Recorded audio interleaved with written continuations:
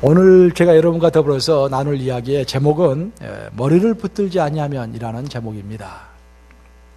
우리 인생은 태어날 때부터 죽을 때까지 무언가를 붙들고서 살아가는 인생입니다. 우리가 이 세상에 막 태어났을 때는 우리 어머니의 가슴을 붙들고서 인생을 시작하다가 이제 우리가 학교에 가고 또 우리가 이 사회생활을 하기 전까지는 우리 아버지의 강력한 그 오른팔을 의지해 가지고 보호하에서 살아갑니다. 또한 우리가 학교를 졸업하고 사회생활을 시작할 때는 그가 내가 배운 나의 지식과 나의 경험을 붙들고서 인생을 살아가고 이제 더 나아가서는 내가 쌓은 인간관계 또 내가 가지고 있는 재산 또 내가 가지고 있는 프로페셔널리즘 그런 것들을 붙들고서 인생을 살아가는 것입니다. 그러다가 우리가 가끔씩 도전을 받고 힘든 상황에 처했을 때 우리는 돌아보면서 생각해 봅니다. 내가 과연 지금 가지고 있는 것이 무엇이며 내가 붙들고 살아가고 있는 것이 무엇인가? 그것이 진정 의지할 만한 것인가? 돌아보면서 생각하게 되는 것입니다. 저는 오늘 이 시간 여러분과 함께 과연 우리가 무엇을 붙들고서 의지하며 살아가고 있는 것인가? 우리가 잡고 있는 것은 과연 권세 있는 것이고 영원한 것이고 정말 우리에게 큰 도움을 줄 수 있는 것들인가? 라는 것들을 살펴보면서 은혜를 나누고자 하는 것입니다. 언젠가 기독교 신앙서적인 울림이라는 책자를 제가 읽고서 큰 도전을 받은 적이 있습니다. 이 책자는 한반도에서 그간 살았던 기독교 신앙 위인들 25명을 뽑아서 그들의 일대기를 아주 핵심만 골라서 짤막짤막하게 소개하고 있는 책자입니다. 물론 그 25명의 일대기는 정말 하나같이 훌륭하고 우리에게 본을 주는 것이지만 그 중에서도 특별하게 저에게는 요한양행을 창립했던 유일한 박사의 신앙이 큰 울림과 감동으로 제 가슴에 다가왔습니다. 유일한 박사는 지금으로부터 109년 전인 1904년에 나이 10세로 미국에 오게 됩니다. 그 이유는 그의 집은 부자가 아니었고 가난한 집이었지만 그의 아버지는 민족을 사랑하는 사람이었고 나이 10살밖에 되지 않는 유일한에게 너가 이제는 미국에 가서 미국의 문물을 배우고 돌아와서 한국의 동포를 조국의 동포들을 구하라 라는 그런 메시지를 줬던 것입니다. 그래서 그 나이 10살의 어린 소년이 그 아무것도 의지할 데 없이 인천 항구에서 미국행 배를 타고서 출범을 하게 되는 것입니다. 하지만 참 불행하게도 나이 10살에 아무것도 모르는 그 소년이 배를 타고 가는 동안에 어떤 사람이 정말 그 아버지가 어렵게 마련해 준 그 돈을 다 훔쳐서 도둑질을 해서 결국 위라는 빈 털터리로 미국에 도착했을 때는 그야말로 땡전 한 푼 없이 아무것도 없는 상태에서 미국 생활을 시작하게 되는 것입니다. 그로부터 그가 미국에서 다시 한국으로 돌아가기까지 21년이라는 그 긴 세월 동안 인간이 상상하기 힘들 정도의 많은 도전과 어려움, 시련을 겪으면서 유일한은 끝내 그 모든 것을 극복하고서 박사학위를 받고 또한 사업가로서 크게 성공을 하게 됩니다. 또한 주님의 축복으로 신앙생활을 했던 그에게 중국계 소아과 의사였던 호미라와 결혼도 하게 됩니다. 그래서 그런 미국에서 안락한 가정을 꾸리고 안정된 생활을 할 수가 있었던 것입니다. 하지만 그의 마음과 그의 양심 속에서는 항상 한마디의 말씀이 있었는데 그것은 조국을 위하여라는 단어였습니다. 아버지가 유언처럼 남겨주신 그 말씀을 항상 가슴에 새기면서 그는 조국을 위하여 결국 그 어려운 시기를 겪고 있었던 조선으로 돌아오게 되는 것입니다. 그는 아시다시피 제약회사인 요한양행을 만들어서 한국 사회에 많은 기여를 하였을 뿐만 아니라 더 훌륭했던 것은 그 사업을 통해서 얻은 모든 이익금을 사회에 환원해서 교육과 공익사업에 투자했던 것입니다. 말년에 유일한 선생은 그가 평소에 정말 평생을 거쳐서 땀과 피를 흘렸던 자신의 회사가 바라보이는 그 언덕 위에다가 집을 짓고서 하루 중에 많은 시간을 물끄러미 큰 창문을 통해서 그 회사를 바라보고 있었다고 합니다. 그래서 너무도 많은 시간을 앉아가지고 물끄러미 바깥을 쳐다보고 있어서 한 번은 그 회사에 고문되는 사람이 질문을 했습니다. 선생님, 심심하지 않습니까? 이에 유일한 선생은 이렇게 답변했다고 합니다. 형제여, 내 자신을 돌아보고 내 자신을 숙고하고 하나님께 기도하는 이 시간이야말로 내 삶에 있어서 가장 행복한 시간이라네. 자네도 꼭 자신을 돌아보는 시간을 갖게나. 이처럼 뜨거운 모험과 정말 뜨거운 정열과 열정적인 삶을 살았던 유이라는 또 다른 한편에서는 자신을 조용히 숙고하고 하나님께 정말 진실하게 기도하면서 균형 잡힌 삶을 살았던 우리 한인들에게 있어서 모범되는 신앙인이었던 것입니다. 이런 유일한 선생이 평생 동안 입으로 외웠던 기도가 있었는데 이 기도가 우리에게 많은 영감을 줍니다. 유일한 선생은 평상시에 죽을 때까지 이 기도를 계속해서 하곤 했다고 합니다. 그 기도는 이런 것입니다.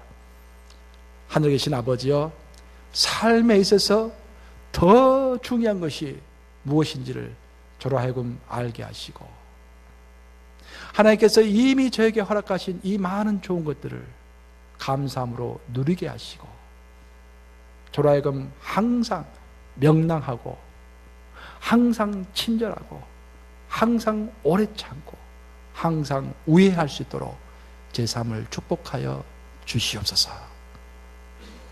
저는 이 기도를 읽고 나서 참 전기가 오는 듯한 그런 감명이 있어서 자꾸 한번 제가 큰 소리로 읽어보았습니다.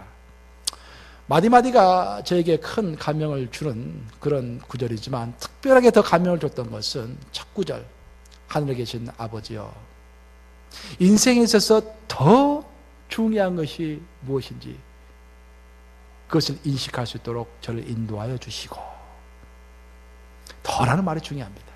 인생에 있어서 더 중요한 것이 무엇인지, 인생에 있어서 많은 것이 중요하지 않습니까? 우리의 학문도 중요하고 우리의 직업도 중요하고 우리의 가족도 중요하고 우리의 교회도 중요하고 다 중요한데 그것 중에서 더 중요한 것이 무엇인지 저로 하여금 알게 해달라는 그 말씀이 큰 울림으로 와닿았던 것입니다.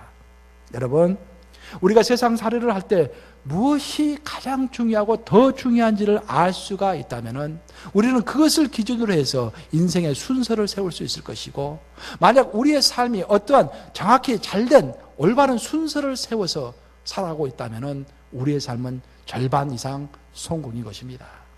대부분 우리의 삶이 헤매고 우리의 삶이 고달프고 우리의 삶에 만족이 없고 우리의 삶에 확신이 없는 것은 우리가 올바른 순서하에 있다는 확신이 없기 때문인 것입니다. 그 확신은 어디에서 오는 것입니까?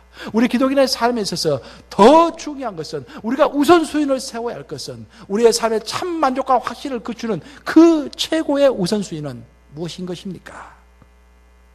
오늘은 바로 그런 이야기를 여러분과 함께 하고자 하는 것입니다. 볼링을 좋아하시는 분들은 볼링장을 가십니다. 그렇죠? 볼링장에 가보면은 10개의 핀이 딱 놓여져 있습니다. 어떤 모양으로? 삼각형 모양으로 10개의 핀이 이렇게 딱 놓여져 있는 것입니다. 이 10개의 핀을 다 넘어뜨려야 하는데 이 10개의 핀을 잘 넘어뜨리기 위해서는 가장 먼저 무엇을 힘있게 맞춰야 합니까? 제일 앞에 있는 1번 핀을 힘있게 맞춰야 하는 것입니다.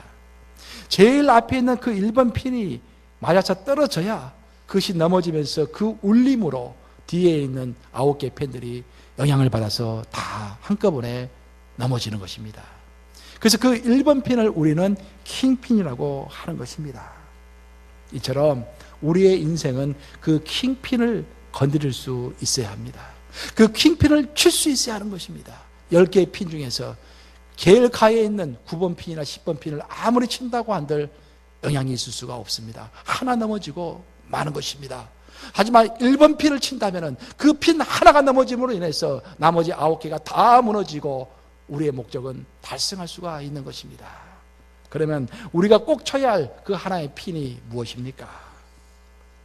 오늘의 본문의 배경이 되는 골로새라는 도시는 소아시아, 오늘날로 말할 것 같으면 터키 지역에 있는 아주 작고 시골스러운 그런 곳이었습니다.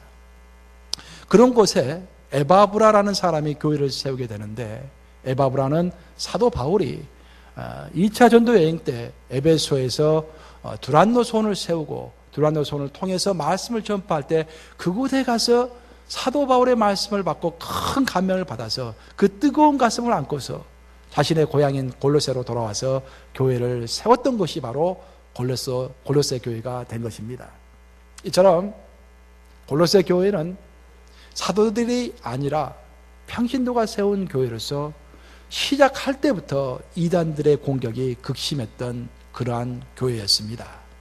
그래서 그 교회의 지도자였던 에바브라는 도저히 그 이단의 세력들에 대항하기가 벅차서 그 당시에 로마 감옥에 갇혀 있었던 사도 바울을 찾아가서 이단 문제를 상의하게 되는 것입니다. 이처럼 이단에 압도되고 있던 골로새 교회에 대해서 사도 바울이 조언을 하기 시작했는데 그 조언의 내용이 바로 오늘날 우리가 읽고 있는 골로새서가 된 것입니다. 오늘 본문에 따르면은 골로새 교회는 2대 이단이 있었습니다. 이 2대 이단은 골로새 교회뿐만 아니라 그 당시 초대교회에 있던 모든 교회들에게 도전적인 이단들이었습니다. 그 두 개의 이단은 첫째는 유대 율법주의자들이었습니다. 그러니까 둘째는 영지주의자들이었습니다. 그러면 첫 번째 유대 율법주의자들의 주장이 무엇이었는지 우리 다 같이 스크린을 보고서 한 목소리로 읽겠습니다. 16절 시작. 그러므로 먹고 마시는 것과 절기나 초하루나 안식일을 이유로 누구든지 너희를 비판하지 못하게 하라.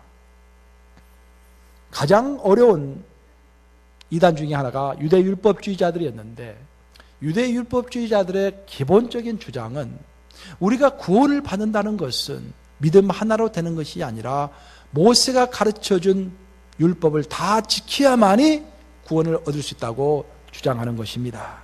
즉 구원은 믿음만으로 되는 것이 아니라 믿음 플러스 행위가 있어야 한다고 가르쳤던 것입니다. 그리고 그들의 두드러진 특징은 그들이 이렇게 이론만 설파한 것이 아니라 그 이론의 기초에서 자꾸 모든 사람들을 판단하고 비판했던 것입니다.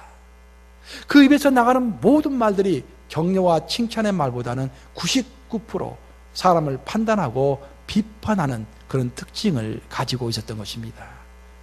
그래서 그 교회의 분위기가 그 올바른 교리 가운데 아무리 올바른 교리를 가르친다 할지라도 은혜와 평강 가운데 있는 것이 아니라 항상 분열과 비판과 판단의 그런 영 가운데 휩싸여 있었던 것입니다.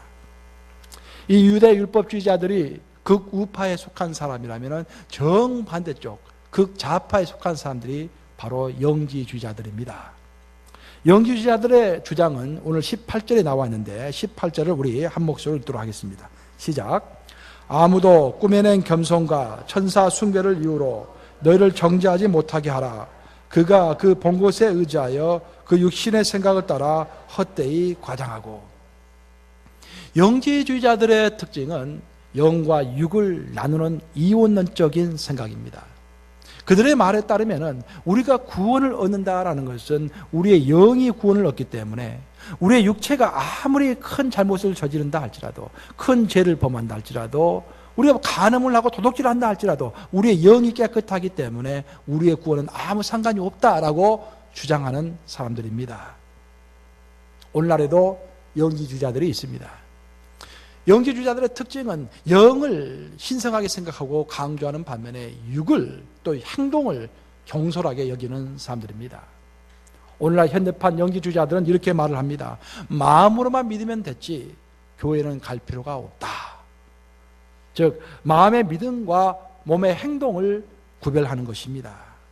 몸은 자기 멋대로 세상과 죄 속에서 방종하면서도 영혼만큼은 예수 그리스도와 함께 깨끗할 수 있다고 믿는 사람들이 현대판 영지주의자들인 것입니다. 이 영지주의자들의 특징은 방금 우리가 18절에서 읽은 것처럼 육체의 마음을 쫓아서 과장하는 것이었습니다. 영지주의자들의 특징 중에 하나가 과장하는 것이었습니다. 영지라는 단어의 원래적 뜻 자체가 비밀이라는 뜻입니다. 그들은 구원을 향해서 구원을 얻을 수 있는 어떤 신비한 지식과 신비한 체험을 자신들만이 알고 있다고 과장했던 것입니다. 여러분, 구원은 복잡한 것입니까? 간단한 것입니까? 구원은 간단한 것입니다. 구원을 얻고서 헌신하는 것은 힘들지만 구원을 얻는 것은 그리 힘든 것이 아닙니다. 그런데 그들은 구원을 얻는 것을 너무너무너무도 어렵게 만들어 놓았던 것입니다. 뭔가 신비한 지식, 뭔가 엄청난 체험, 그런 것이 없으면 너는 하나님의 사람이 아니라고 선포했기 때문에 사람들로 하여금 하나님을 영접하고 안다는 것이 무척 힘든 것처럼 그렇게 이해하도록 만들었던 것입니다. 또한 18절에 나와 있는 것처럼 그들의 또 다른 특징은 인간이 절대자이신 하나님께 직접 나아갈 수 없기 때문에 하나님께 직접 인간이 나아갈 수 있다고 생각하는 것 자체가 불경스러운 것이고 겸손하지 못한 것이기 때문에 진실로 우리가 겸손하게 되려면 하나님이 아니라 하나님 밑에서 하나님을 섬기는 천사들을 숭배해야 한다고 또한 엉뚱한 것을 가르쳤던 것입니다. 이처럼 골로새 교회를 뒤흔들었던 유대 율법주의자들과 영지주의자들은 각각의 주장이 극과 극을 이루고 있는 것 같습니다. 하지만 이 영지주의자들과 율법주의자들은 아주 묘하게 공통된 점을 가지고 있었는데 그 공통된 점은 이들의 언행 속에서 예수 그리스도는 전혀 보이지 않고 오직 인간이 보였다라는 것입니다. 오늘의 골로새서는 바로 그것을 강조하고 있습니다. 그들은 머리를 붙든 교회의 머리 대신 예수 그리스도를 붙들지 아니하고 오히려 그 격가진 천사와 율법과 인간을 붙들고서 신앙을 설명하고 신앙을 유도해 나갔던 것입니다. 여러분, 그래서 사도 바울은 오늘 본문 19절에서 이런 말을 표현하고 있습니다. 머리를 붙들지 아니하는 자들, 그들이 곧 머리를 붙들지 아니하는 자들이라고 설명하고 있는 것입니다. 열심히 있는 것도 같고 올바른 것도 같고 뭔가 깊이도 있는 것 같은데 정작 우리 신앙의 머리 대신 예수 그리스도를 붙잡지 않고 있는 그런 자들이라고 성경은 소개하고 있는 것입니다. 언젠가 제가 잡지를 읽다가 한국에서 드라마를 아주 크게 많이 흥행시켰던 이장수 감독의 인터뷰를 읽게 되었습니다. 이장수 감독 하면은 아주 대박 드라마를 많이 터뜨린 그런 감독인데 그분이 이런 말을 하는 걸 들었습니다. 한국에서 대박 드라마 하면은 보통 시청률이 50% 이상이 넘어가면은 그게 대박 드라마라고 합니다. 근데 이 대박 드라마를 만들기 위해서 꼭 반드시 필요한 원리가 하나 있다라는 것입니다. 그것을 꼭 지켜야 한다는 것입니다. 그것은 뭐냐면은 모든 이야기를 처음부터 끝까지 주인공에게만 포커스를 맞추는 것입니다. 조연이 나오는 장면에서도 조연은 자기 이야기를 하는 것이 아니라 주인공에 관련된 이야기만 해야 합니다. 또 모든 것은 주인공을 중심으로 해서만 움직여야 합니다. 그래서 가끔씩 조연이 너무 연기를 잘하고 막 활달해가지고 조연이 갑자기 인기를 끌면은 그 조연은 갑자기 제작진들에 의해서 중도하차하게 되는 것입니다. 그 조연이 그래서 우리가 드라마를 보면은 인기 있던 조연이 어느 날 갑자기 미국으로 이민을 간다든지 교통사고 나서 죽었다든지 그런 결과가 벌어지는 것입니다. 그것이 바로 한 드라마를 히트시킬 수 있는 하나의 방법이라는 것입니다. 여러분, 우리의 신앙도 똑같은 것입니다. 여러분의 한 명 한 명의 신앙이 주 안에서 성공적인 신앙, 올바른 신앙이 되려면은 여러분의 신앙 여정 안에서 오직 여러분의 주연, 누굽니까 주연이? 여러분입니까? 예수 그리스도. 학교에서는 나라고 가르치죠. 내가 주연이 아니라 누가 주연이다? 예수 그리스도. 오직 우리의 주연 되시는 예수 그리스도만이 드러나야 하는 것입니다. 만약 조연인 내가 자꾸 드러나면 어떻게 된다? 중도하차. 상상에 맡기겠습니다. 어떤 중도하차인지는 사람마다 다르겠지만 중도하차라는 거예요. 정말 여러분이 주 안에서 엄청난 꿈을 꾸고 엄청난 비전을 품고 있다면 그 꿈과 비전을 성취하기 위해서 주연에게 포커스를 맞춰야 합니다. 그러면 그 주연이 다 알아서 해주는데 내가 조연인 내가 나서가지고 좌지우지하게 되면 하나님께서 예비하신 큰 복을 누릴 수가 없게 되는 것입니다. 여러분 요즘에 여러분의 입에서 나오는 말들이 어떤 말들입니까? 내 생각, 내 계획, 내 야망, 내 노력입니까? 아니면 저 사람, 저 집사님, 김 집사님, 박 집사님, 김 권사님, 강장로님 그런 이야기입니까? 아니면은 우리 예수 그리스도를 찬양하는, 또 예수 그리스도를 묵상해서 은혜 받은 것들, 예수 그리스도가 나와 함께 함으로써 내 삶에 간증이 생겼던 것들, 그런 이야기를 자꾸 하고 계십니까? 만약 여러분의 입에서 지금 예수 그리스도께서 함께 하신 간증과 나에게 주셨던 마음의 편안함과 나에게 주셨던 그 감동을 모일 때마다 나누고 있다면 여러분은 주연을 앞세우고 살아가는 삶인 것입니다. 하지만 반대로 자꾸 내게 내 입장, 내 생각, 그것을 자꾸 말하고 있다면 이미 여러분은 주연을 뒤로 하고 있는 사람인 것입니다. 언제 중도하차가 될지 걱정해야 할 그런 때가 된 것입니다. 여러분, 이제 제가 말씀을 마치려고 합니다. 우리 기독교의 신앙의 핵심은 무엇입니까? 기독교의 신앙의 핵심은 여러 가지가 있을 수 있겠지만 기독교 신앙의 핵심 중에 하나가 바로 살아계신 하나님의 영을 체험하는 것입니다.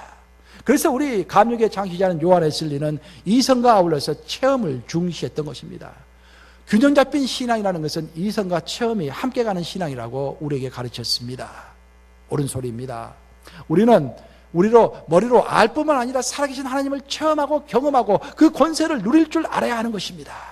그러면은 우리가 어떻게 해야 그 권세를 누릴 수가 있겠습니까? 어떤 사람들은 저에게 와서 이렇게 말합니다. 상담하면은요, 상담 내용이 뭐 많은 것 같아도요, 비슷합니다. 몇 가지 안 돼요. 그 종류가 몇 가지 안 되는데 그중 하나가 뭐냐면은, 목사님, 저도 김집사처럼 정말 하나님 한번 체험하고 싶습니다. 하나님 나에게 한 번만 음성을 들려주시면 내 생활이 확 변할 것입니다. 예수님께서 한 번만 나에게 나타나셔가지고 그 모습을 보여주신다면 내가 이렇게 살지 않을 것입니다. 진정 그럴까요? 보여주셔도 아마 3일을 넘지 못할 것입니다. 그런 질문들을 참 많이 합니다. 그런데 놀라운 것은 살아계신 하나님을 체험하고 싶다고 하면서도 그 사람의 생각과 마음속에는 하나님이 있는 것이 아니라 자신의 생각과 자신의 열망과 자신의 모든 것들에 의해서 몰두가 되고 있다라는 사실입니다. 우리가 진정으로 하나님을 체험하려면 하나님에게 몰두해 있어야 하는데 진정 자신은 내 자신에게 몰두하고 있는 것입니다. 내 자신에게 몰두하고 있으면서 상대방을 우리가 어찌 알 수가 있겠습니까? 부부관계도 그런 거 아니겠습니까? 부부관계 더 친밀하고 더 사랑스러워지려면은 내가 20년 살았다 할지라도 내 부인의 새로운 면이 무엇인가 자꾸 대하면서 어제 무슨 일이 있었는가 자꾸 이야기 들으면서 친절하게 해주면은 부인도 다 같이 더 옆에 다가서 가지고 친절하게 해주면서 우리가 서로도 알아가는 거 아니겠습니까? 서로가 체험되는 거 아니겠습니까? 서로가 더 깊어지는 거 아니겠습니까? 하나님과 우리 사이의 관계도 마찬가지입니다. 내 일에 자꾸 몰두하고 있고 나의 것으로 모든 것을 채워져 있다면 어찌 하나님께서 우리에게 채워줄 수가 있겠습니까? 진정 하나님을 만나고자 하는 사람은 바싹 마른 차잎처럼 자신을 줄여야 합니다. 여러분들이 마시는 차, 보이차 같은 거, 궁중에서 오는 보이차 같은 거. 얼마 전에 저에게 누가 선물해 주셨어요. 가끔씩 마시는데 중국 궁전에서 마셨다고 하더라고요. 보이차. 보이차 보면은 그 차 잎이 어떻게 됩니까? 물기가 있습니까? 없습니까? 물기가 전혀 없죠. 바싹 말라있죠. 그 바싹 말라있는 물기 없는 차잎에다가 뜨거운 물을 쫙 부으면은 그 차잎이 온 몸으로 그 뜨거운 물을 흡수하면서 향기를 쫙 내는 거 아니겠습니까? 만약 그 차잎이 물을 이미 다 머금고 있다면은 아무리 뜨거운 물을 부은들 무슨 향기가 나올 수가 있겠습니까? 일단 이미 자기가 물을 머물고 있기 때문에, 머금고 있기 때문에 뜨거운 물을 하나도 흡수할 수가 없을 것입니다. 우리 신앙도 마찬가지입니다. 진정 여러분이 성령의 능력을 체험하고 싶다면은 그 뜨거운 성령의 물결이 내 바싹 마른 심령 위에 임해져야 하는 것입니다. 그래서 우리가 첫 번째로 해야 할 것은 내 심령이 바싹 마르는 것입니다. 나의 것을 다 내려놓고 하나님을 갈구하는 것입니다. 이것저것 다 붙잡지 말고 머리 대신 예수님만 붙잡는 것입니다. 그 열망으로 가득 차 있는 것입니다. 우리가 가진 것이 많고 너무나 쥐고 있는 것이 많기 때문에 펴지 않는 손에 어찌 하나님께서 채워주실 수 있으며 가득 차 있는 가슴에 어찌 하나님께서 부어줄 수가 있겠습니까? 여러분, 어떤 가슴이, 어떤 그릇이 가장 많은 것을 담을 수가 있습니까? 큰 그릇입니까? 아닙니다. 빈 그릇이 가장 많이 채울 수가 있는 것입니다. 아무리 그릇이 큰다고 한들 그 그릇 안에 많은 것들이 담겨 있고, 아무리 큰 그릇이라고 한들 그 그릇 위에 오물이 있다면 어찌 그 위에 생수가 채워줄 수 있겠습니까? 반대로 우리가 생긴 모습은 이 정도밖에 되지 않지만 이 작은 그릇에도 정말 우리가 빈 그릇으로 하나님 앞에 내어놓고 깨끗한 질그릇으로 우리 주님 앞에 내어놓는다면 그곳에 채우시는 분이 우리 하나님 아니겠습니까? 여러분, 이 말씀을 항상 명심하심으로 여러분들은 항상 빈 그릇, 항상 깨끗한 그릇, 그래서 주님께서 채우실 수 있는 그런 그릇이 되기를 우리 주님의 이름으로 축복합니다. 기도하셨습니다. 살아계신 주님,